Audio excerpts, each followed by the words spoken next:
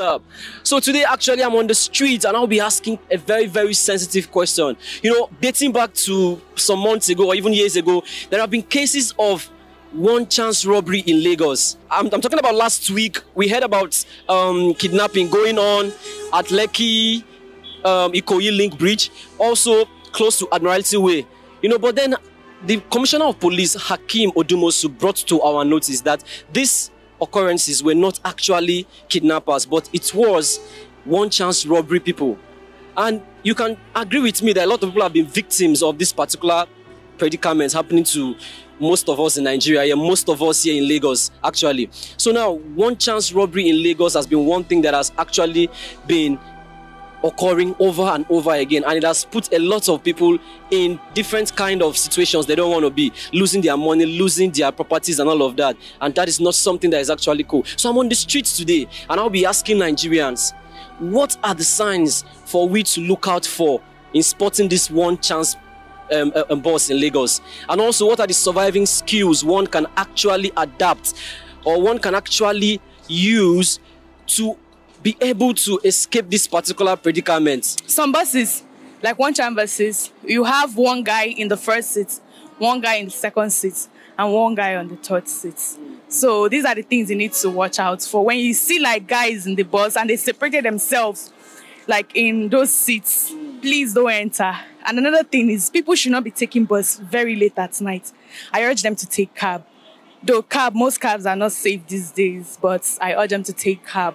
So these are the little signs I already know. Or when another thing is when the driver is talking too much, or maybe the passengers are trying to engage you in some conversation that is none of your business. Even if you don't want to talk, someone will be poking you. They would want you to say something. Please and please, if it's for you to back at the person, change it for the person. They should not involve in conversation that is none of your business.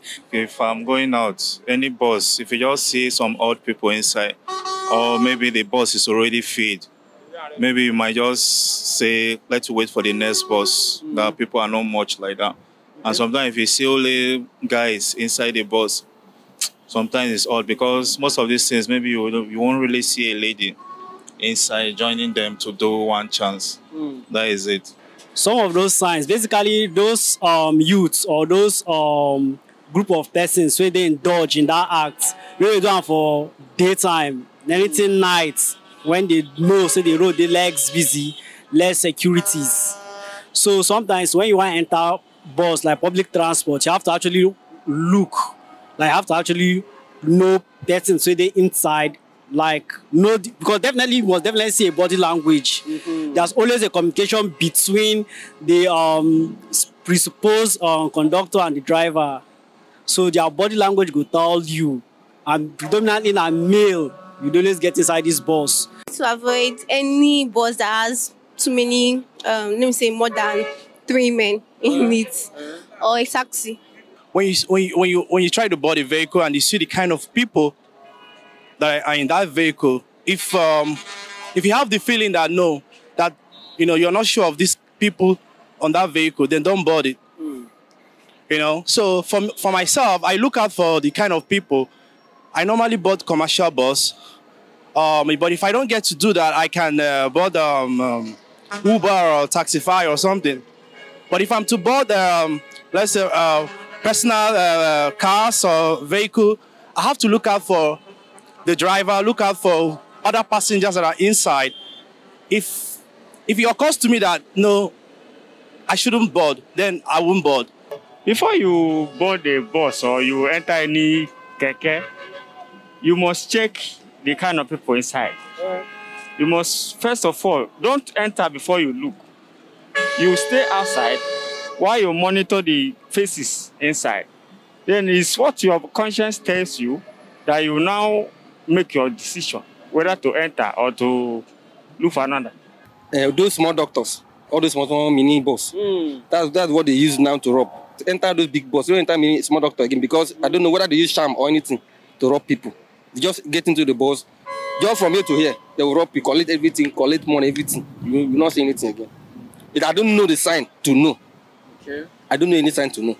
Okay, even me, if I want to enter bus, I would need to be very careful. If I see all those rough guys inside the bus, I would not. And if I don't know doctor or driver, bus driver, conductor will not enter the bus. There's nothing like sign, eh? It's just God that protects us because they will enter like normal human being, but they are not human being. And they will drive you. Before you know, they will empty everything that you hold. So there's nothing like, I don't know if government will do something about it, because I believe, say, all this corruption is just because of our government. Yes, because I didn't mean the placing in order. I believe, no, all this thing would not be like this. Even on top of this place, then rob. One of the precautional measures that we need to take is when you see a bus and you see that the bus at night doesn't have light in there, and you see that some guys are sitting at the back, some people are behind and some people are at front, and you did not see any light in that bus, I think you shouldn't go in there.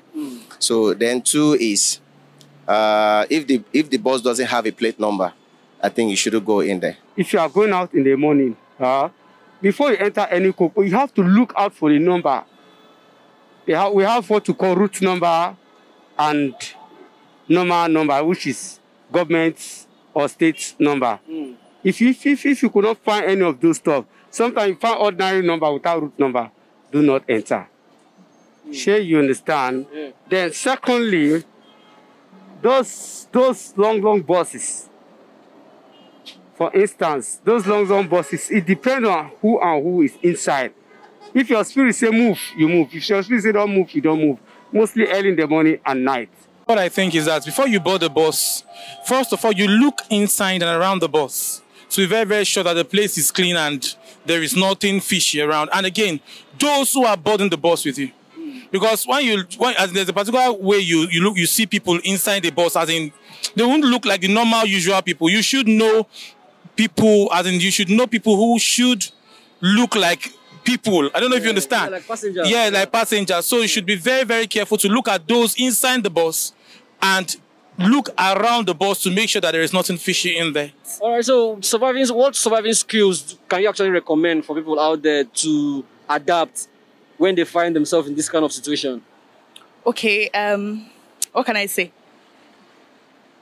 Okay, when people are trying to engage in this such conversations, put on a hard face, don't smile. When they are trying to be tough as well. You understand? If anybody will try to threaten you, hold the driver, tell them that all of you will die. All of you will have this accident and die. You will see, you will maintain, they will chase you down. They will say, please go. You're not the type of person we're looking for. Yes, this has happened to one of my friends, and this is a story she tell. I don't really know, but if you're already in the bus, it's just to hand over your phone because you don't know what they might do to you. Because most people, they are dead just because of a phone. At least if you are alive, you still get a bigger one and a better one. Like people when they come back from work late, or you want to go somewhere late at night, you go use public transport. All your valuables, please keep them at home. It's very, very necessary. Keep anything like your ATM, your big phones. You can actually use a very tiny one like this. Hold it on your hand. I think that is the best idea to go about this. We start placing calls or just halt immediately, just come down. Like, just you act normal, but be like, I want to stop here. Now my next bus stop. You know, in that kind of situation, you become helpless, especially if the people around you are armed, you know. So, well, I just believe that you can dialogue with them, you can plead, you can, you know, use whatever, you know, soft means you can to just to, you know, make them, you know, see reason to, you know, not hurt you or not harm you. You know, you can tell them your story that you don't have money or, you know, your mother is sick or something. Just try and, you know, buy their, you know, their conscience and see if they can, you know, pardon you. Look for a way to reach out to your phone. Then you make a contact either by calling a friend or police, any nearby police post. Or if it's outside country, they will have normal mobile number that you can call, like 111 or 122, or all those kind of things. So, but in any case, if they have not applied force on you, you need to make that decision fast. But if they have, then I don't think maybe it's God's grace. Maybe when you want to cross in the night, Just work out with only your body, no phone, no money. But if you do mistake, hold phone or money, they will snatch it from you. And even though you shall help, nobody will respond. Wow. Everybody just move, pass, go their way. To me, I believe it's only God that can save you. So that's all. But you have to be smart. You have to be very, very agile and vibrant, at least to know what to do. So it's only God that will tell you this is what you should do. So whatever you do, fine. If it helps you, fine. If it doesn't, so, but it's only the glory of God. Okay, from a friend who has experienced it. Yeah. I'm a believer by God's grace. But so what he did was that immediately he saw it, he started praying. Praying out loud. And one of them just said to the other that we don't enter one chance. Before you knew that it was bad market that he picked. So before you knew, they just dropped him and they told him to alight. So it is God who protects. Once you're close to God, you're safe. All right, good afternoon, viewers. Talking about, going into a wrong vehicle, which is popularly known in Lagos State as one chance. Yeah. I've actually been once a victim, and that very day it was so tough. I couldn't believe what I saw. Yes, so I just want to advise our fellow Nigerians just to be careful. Whenever you're embarking on a journey, do not be in a haste. Do not move out late in the morning, because that very day I left my house around 6 a.m. So that was how I saw myself in a mess. And all my money was taken. At the end, they still gave me tea fare back home.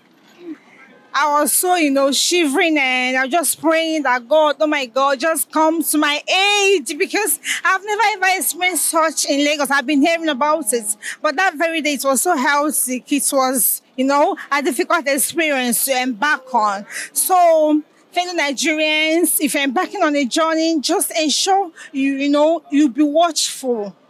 Be mindful of the, type of vehicle, buses you go into. Because that very day, immediately the guy saw me, started screaming. I was actually coming from Mangrove, Ikeja's main Mangrove. I was heading to Oshodi very early, and I was rushing to a place somewhere. So, and I just withdrew all the money in my account last night to go pay for my tuition fee for my exams. So, unluckily to me, I happened to be a victim of the vehicle, but lo and behold, I was saved by his grace. I wasn't bruised, I wasn't beaten. It's just anything they asked me to bring to give to them, I'll just give me your money, this, that. I brought everything. I wasn't stubborn because I realized that if you're a kind of stubborn type, you'll be harmed more. But I wasn't, anything they asked. But I thank God I wasn't raped, I wasn't beaten, because they collected everything I had. They still asked me to give them more 10,000 naira. They were much in the vehicle. In fact, Nigeria, I just pray that God should just be a savior to this Nigeria, because when looking at the people inside the buses, they didn't look like robbers. They were all dressed in corporates. I was thinking they were heading to their various offices. You understand? Even to my greatest surprise, a woman was among the people. She was there in the vehicle. Immediately they started robbing me. She was like, oh, please, I don't have anything. No, she just pretended for me to believe she was also caught. But at the long run, I discovered that she was, part and parcel of the, One Chance team. That was too bad. All my earrings, wristwatches, everything, gold, all was taken by them. At the end, they just took me to Agege roundabouts. That was where they just dropped me. By then, they offloaded everything in my bag. They gave me MC bag and took away all my money. So, fellow Nigerians, just be careful in terms of going into a wrong bus. You might not know because it is not written. The way the conductor ushered me in, I didn't want to drive that day because I was rushing to somewhere. My driver wasn't available, so I just had to. That was how I ran into their mess. But thank God I was just saved. And that's what's up, my Naija people. We've come to the end of this segment, asking Nigerians a very sensitive question. And you've heard how Nigerians have reacted, how they have given us some of the solutions on how to tackle one chance robbery buses in Lagos. Actually, you agree with me that this has caused a lot of problems in the country lately. A lot of people have lost some of their properties and some of their personal stuffs, money as well as other valuables to these one chance robbery buses in Lagos. Now, if you want to continue seeing content like this, as well as you want to be partaker of this particular segment, which you're not on the street and I cannot interview you, please and please hit the like button and also comment on our comment section. You can follow us at YouTube at ShutlipsTV, also on Instagram at ShutlipsTV. Don't forget to follow our official website at www.theshutlips.com. But you already know, until I come your way next time, it's your favorite boy, King Zeb, and I'm signing out.